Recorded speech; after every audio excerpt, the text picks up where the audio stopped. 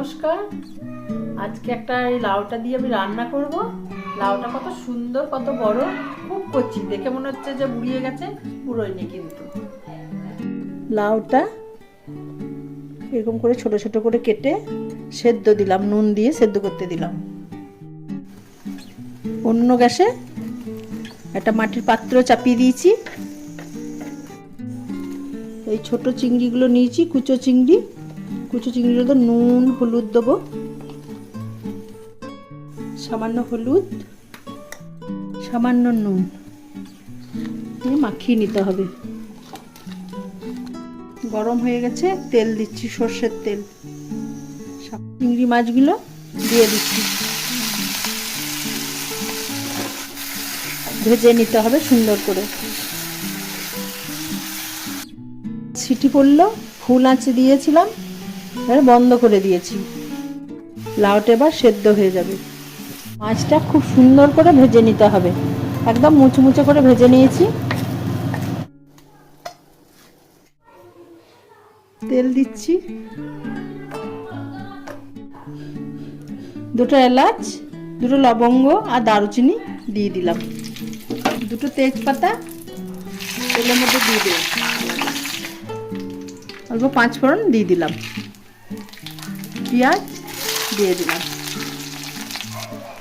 পেঁয়াজ দিয়ে একটু নেড়ে নিচ্ছি। তিনটে কাঁচা লঙ্কা কেটে নিয়েছি, দিয়ে দিলাম। পেঁয়াজটা ভাজা হয়ে গেছে, এবার হালকা আঁচ করে দিলাম, সামান্য হলুদ দিলাম, রসুন বাটা দিলাম 1 চামচ, আদা বাটা 1/2 চামচ, শুকনো লঙ্কা বেটে নিয়েছি শিলে 4টে, দিয়ে দিলাম মশলার মধ্যে। 1 চামচ ধনে আর 1/2 চামচ জিরে দিয়ে দিচ্ছি। মশলাটা কষিয়ে নিচ্ছি। মশলা কষানো হয়ে গেছে, তেল ছেড়ে দিয়েছে। এবার যে লাউটা সেদ্ধ করে রেখেছি সেটা দিয়ে দিচ্ছি।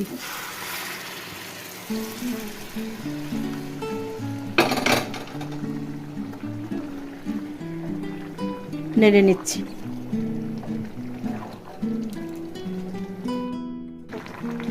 লাউটা সেদ্ধর সময় নুন দিয়েছি সামান্য, আবার সামান্য নুন দিয়ে দিচ্ছি।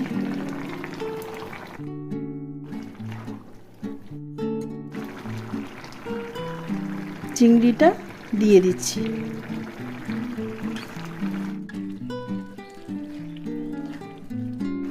চিংড়িগুলো দিয়ে একটু ফুটতে দিলাম, আর একটু জলটা মরে যাবে। সামান্য একটু ঘি দিয়ে দিচ্ছি।